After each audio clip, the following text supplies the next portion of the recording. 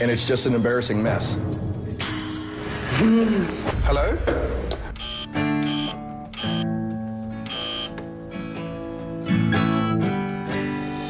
It really cut to the core. I have no problem telling him to get the out of here. I'd give you a kick with the ass if that was my son. Welcome to the world of hotels gone horribly wrong. Places so disastrous, even Ramsay threw up his hands. From filthy rooms to impossible owners, these are the hotels Ramsay couldn't save. I want what I want. I know what I want. Has completely neglected it. Oh, look at all those bugs. The cockroach to welcome me. Sure, River Rock Inn in Milford, Pennsylvania was pretty charming on the outside, but deep inside, things were boiling up. Ken is now 48, single, living in his crumbling inn, and hundreds of thousands of dollars in debt. The more the hotel fails, $2,868 in taxes that are still due. the more controlling Ken becomes. Ken, the owner, had invested the life savings into the establishment, but poor management and neglect had led it into a downward spiral. It's hideous. If I wanted to stay at my grandma's, I could pack a bag and go stay at my grandma's. I'm not going to a B&B for that. The inn's once promising reputation had been tarnished by outdated decor, subpar cleanliness, and a lack of proper training among the staff. The cockroach to welcome me on the toilet, No way. having a number 2. I'm just like, I can't believe it. Upon arrival, Ramsay was struck by the inn's potential. Nestled in the scenic Pocono Mountains, it boasted a picturesque setting with a cozy atmosphere. River Rock Inn, an American bistro.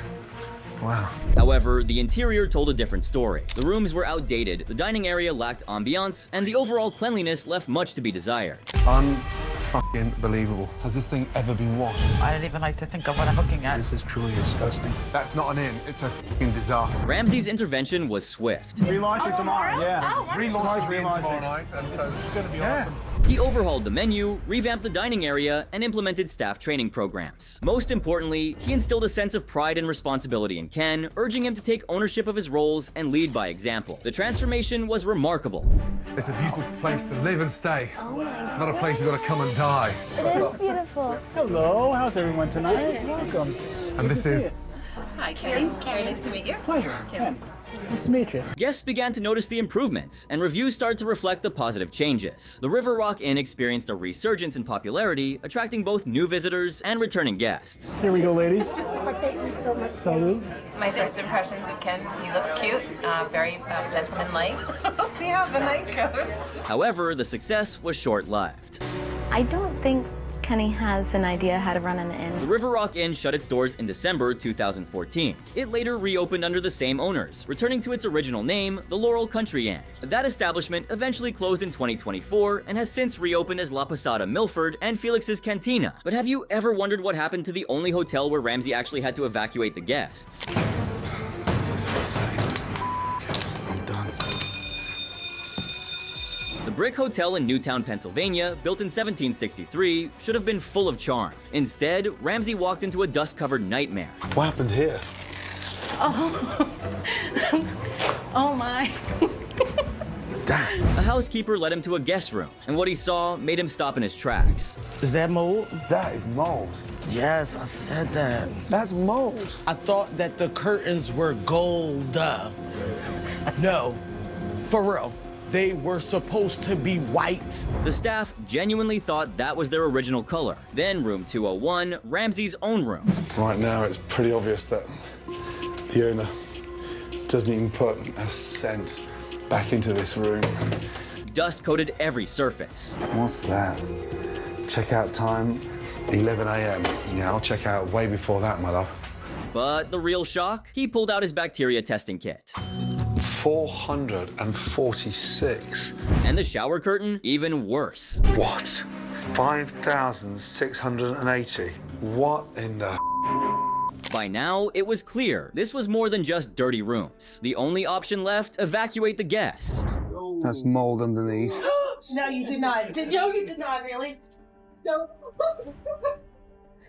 That is disgusting. I did a bacteria test. I've been doing them all day on my shower curtain. This is insane.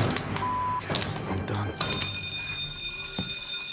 Even after the evacuation and full-scale interventions, the owner's attitudes didn't change. If I say anything, it's not believed, so what's the point? What do you mean it's not believed? What is wrong with you? But I can... What is wrong with you?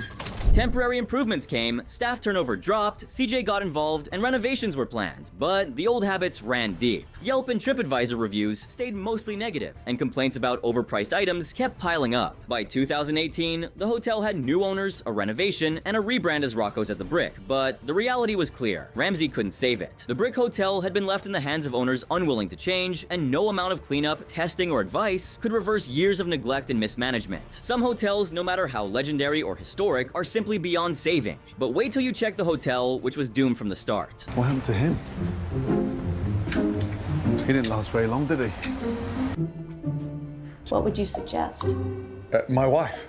You're gonna put her on the table? That's kind of scandalous. The Vienna Inn in Southbridge, Massachusetts was in mess not because of rumors about creepy basements or scandals, but because of its owners, Jonathan and Lisa Crash. Lisa, in particular, was a nightmare to deal with. Guests were left uncomfortable by her bizarre behavior. She'll go up to a table and ask them about like their sex lives. You are good looking. When Ramsay questioned her, her response wasn't reflection, it was pure defensiveness. You have to have something to make up that white space. Things only spiraled further once he entered the kitchen. What is this? That is bacon. Should be on a different shelf. The food was awful, customers were frustrated, and Lisa refused to take any criticism. I thought we were friends, and I thought you would have maybe told us if you felt the food sucked that much. You know, it's really, gosh, I feel like I want to pass out right now. Her treatment of staff revealed even more. Thank you. Everyone wears this. Wow. How much are the outfits? About $300, $400. $300? Average, you know. They get their own. I mean, they're their own dresses, you know? And then came her infamous statement. And it reminds them to not gain weight. It summed everything up. No humility, no accountability. Ramsay realized the true problem wasn't the inn, it was Lisa herself. Boy, let's turn this lamp on. No light bulb. Oops. Ramsay threw everything he had at Vienna Inn, but Lisa barely acknowledged his efforts. And honestly, if she couldn't appreciate a full makeover, nothing was ever going to change. These are different chairs from the other ones, aren't they? No? I was just seeing if it was 100% cotton. It is. Is that a pull-out? No, it doesn't need to be a pull-out. Sure enough, the second Ramsay walked out the door, Jonathan and Lisa tossed aside all his hard work and went straight back to their old ways. And then karma showed up. A fire broke out in the parlor room, racking up $75,000 in damages. To make matters worse, the smoke detectors didn't even go off. By 2018, the so-called Austrian getaway was finished. Vienna Inn, once a place with promise, was sold for a laughable $30,000. And the reason for that downfall? Simple, Lisa's stubbornness. She couldn't take advice, wouldn't accept change, and in the end, destroyed her own business. She had absolutely no one to blame but herself. Remember the so-called singing queen of Maison de Messia? Kali Shawinski thought she was running a hotel, but in reality, she was running a stage show nobody asked for. Just wait till you see what she calls entertainment. Located in Las Cruces, New Mexico, Kali poured $1.2 million into buying the property in 2006 and another $1.2 million into renovations. Former bed and breakfast in 2006 and completely remodeled it, putting her own distinctive taste and style into every aspect. But here's the twist. Being a hotelier was never her dream. How can I get anything done if that bastard won't put back? What she wanted was the spotlight. And when her singing career flopped, she created her own audience by forcing hotel guests to listen. I'll take back those words that it hurt you, and you stay.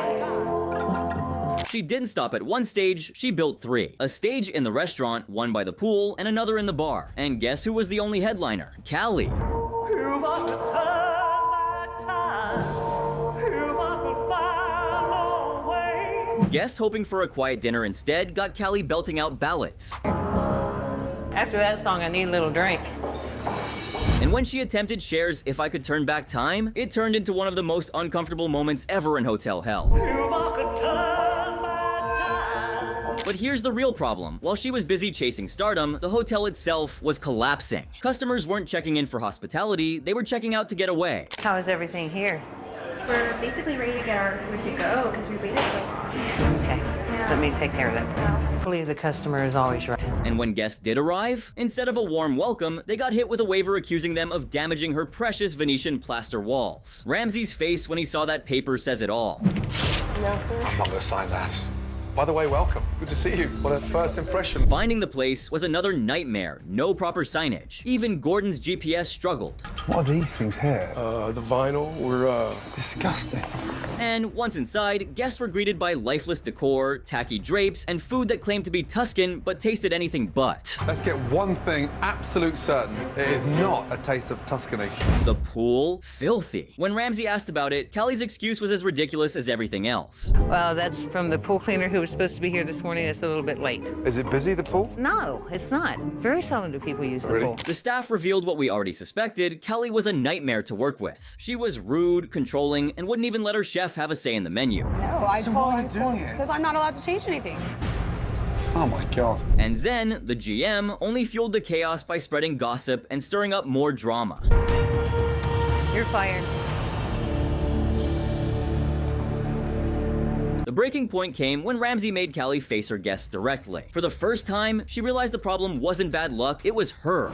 I would pay you $100 not to sing. She finally admitted something had to change.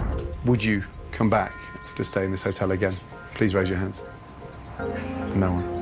Ramsay's team then worked overnight to give the hotel a fresh start. But instead of gratitude, Callie complained about missing her tacky drapes and plastic decor. It's about the guests, and you start putting the team on edge because you want plastic grapes. Here's what I'm gonna do for you. And in a moment that felt almost poetic, Ramsay gave her one final gift, something to silence her singing once and for all. I put your microphone in a block of ice. Now, this will give you. After the episode, Maison de Messia saw a boost in business. Callie stuck around for a bit, but eventually sold it in 2014 for $2.85 million. But seriously, nothing could have prepared anyone for what went down at the next hotel after Ramsay's visit. It's been a way of life here for my family for about 22 years. Meet Richard Davis, one of the owners of Applegate River Lodge, a secluded lodge tucked away in Applegate, Oregon. Over the years, the family started to fall apart, and keeping the lodge afloat became a nearly impossible challenge. Having that much workload, stress is just unbearable. Now, you might be wondering who was actually running the place. Well, that would be Davis. And let's just say he wasn't exactly the picture of responsibility. The only thing he seemed to care about? Getting high. Meanwhile, his sons, Dusty and Duke, weren't on speaking terms. It really cut to the core. I have no problem telling him to get the out of here. I'd give you a kick with the ass if that was my son. And the financial pressure? That landed entirely on Joanna's shoulders. It's been a way of life here for my family for about 22 years. Right now, my duties are making sure that the energy that was given to me to steward is here on the property at all times. So, did Davis step up? Not a chance. Instead, he stayed completely lost in his own world. How bad did it get? You're about to see. Should be none of your concern. There's a big window. You don't have anything to do with this restaurant. Hello?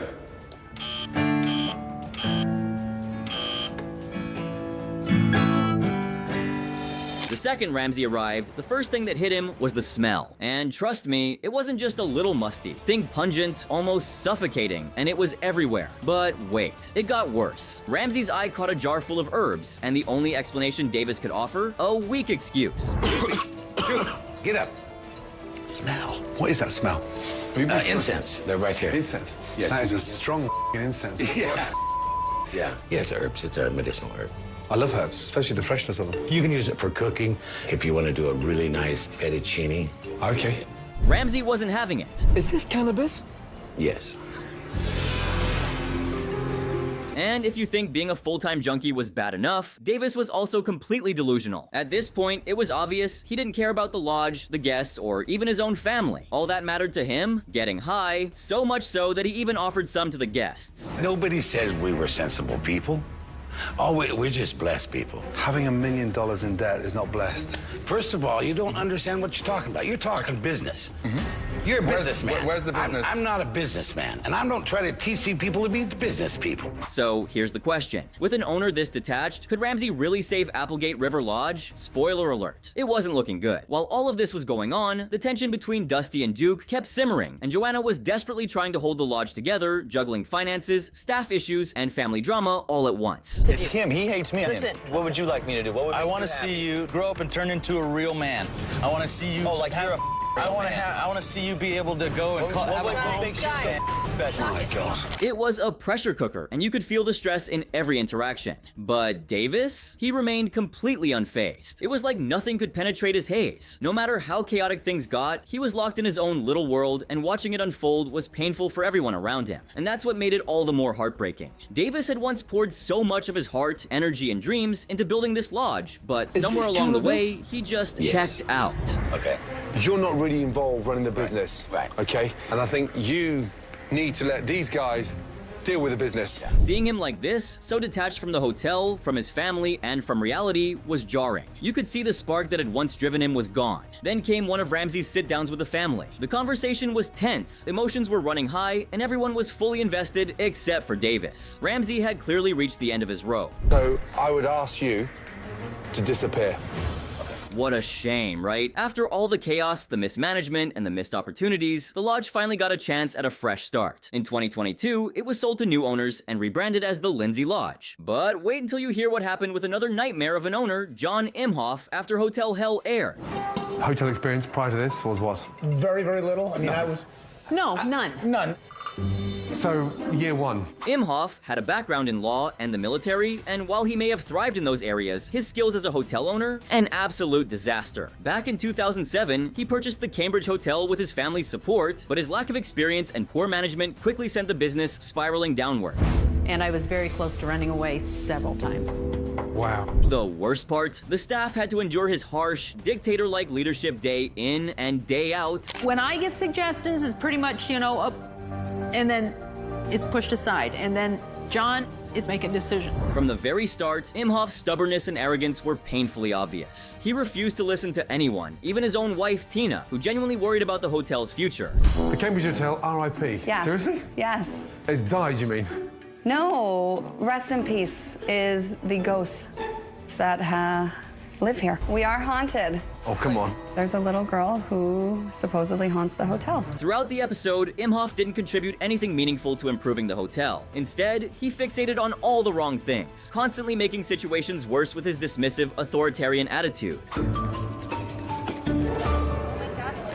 The tables in the bar might be clean. The real horror of the Cambridge Hotel wasn't the decor, the rooms, or even the food. It was John Imhoff himself. Hello? It's like someone... Oh.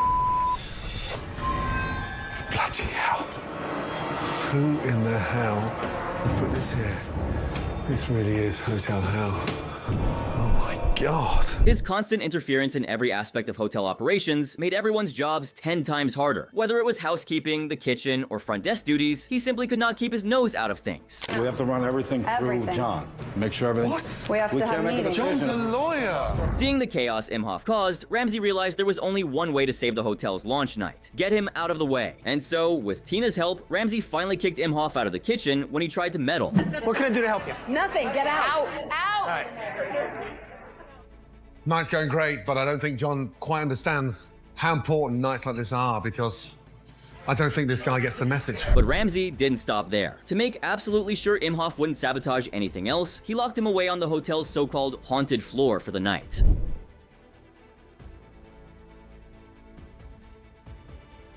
He's so wrong, he has no clue. And I'm thinking, when he comes back up, he's going to ask me, what did I learn? And I'm going to say to him, I really didn't learn anything. Block. Damn it. With Imhoff finally out of the way, the hotel had a real chance to turn things around. Even Imhoff eventually seemed to recognize the chaos he'd caused and promised to trust his team moving forward. As Ramsay pointed out, a business can't thrive if the owner refuses to let the people running it do their jobs.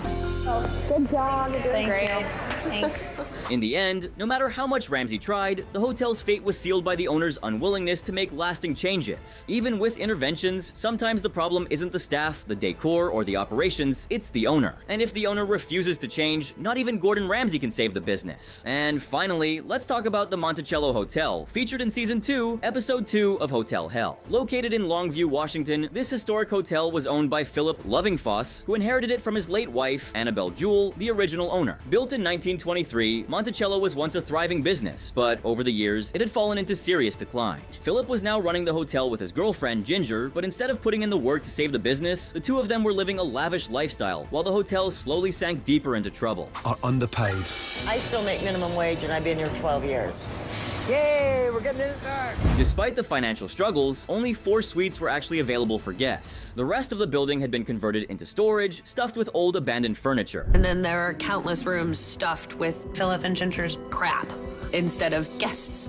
Rather than restoring the existing rooms, Philip and Ginger came up with a different solution. They started using the motel next door as an extension of the hotel, calling it the North Wing. Guests were understandably frustrated, expecting to stay in the historic Monticello, not a poorly maintained off-site motel. And it gets worse. The North Wing rooms were barely cleaned, and some guests even found things that were downright unsettling. Oh my gosh. Cigarette burns. Oh my gosh. Seriously? That is so gross. When Ramsay arrived and was about to be taken to the motel instead of the main hotel, he was furious. I'd rather stay in there next door Okay. than in this dump. I'm sorry. But if he thought the motel was bad, the rooms inside the Monticello itself were hardly any better. Bloody hell.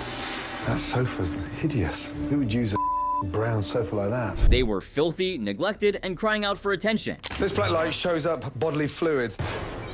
That's exactly what you're seeing. I wouldn't want to lay on that bed. Wow. Those 2 holes there, that's cigarette holes. Uh-oh. Burns. It quickly became clear that this wasn't just about the building, it was about owners who refused to make the changes necessary to save their own hotel. While the hotel itself was falling apart, the staff had their own problems to deal with. They were overworked, underpaid, and forced to watch as Philip flaunted his wealth without a care in the world. I still make minimum wage and I've been here 12 years. Instead of investing in his employees or his business, he was more focused on growing his personal collection of expensive things. He's probably got $150,000 worth of diamonds on his right arm, 10-carat diamond ring on his left finger. But the biggest issue with Philip wasn't just his spending habits, it was something else entirely. It is no big secret that Philip drinks. And it's just an embarrassing mess. I think that Philip could die. Philip had a serious drinking problem, and it wasn't just in his free time, he was drinking on the job too, making everyone around him uneasy. His behavior quickly became a major problem, and it was only a matter of time before Ramsay stepped in to set him straight. 3 of those cars and put it into the kitchen budget to function for the next 12 months. The chefs can do their job. You're just ripping people off. You don't care for the customers, and you don't care for your staff. Who do you care for? For a while, things looked up. Business picked up, employees finally saw better wages, and Philip even enrolled in a program to address his personal struggles. However, the improvements didn't last. And that's a wrap. Which hotel owner do you think had the wildest downgrade after the show? Drop your thoughts in the comments, and don't forget to like and share. If you thought this video was crazy, check out the next one, it's even more shocking.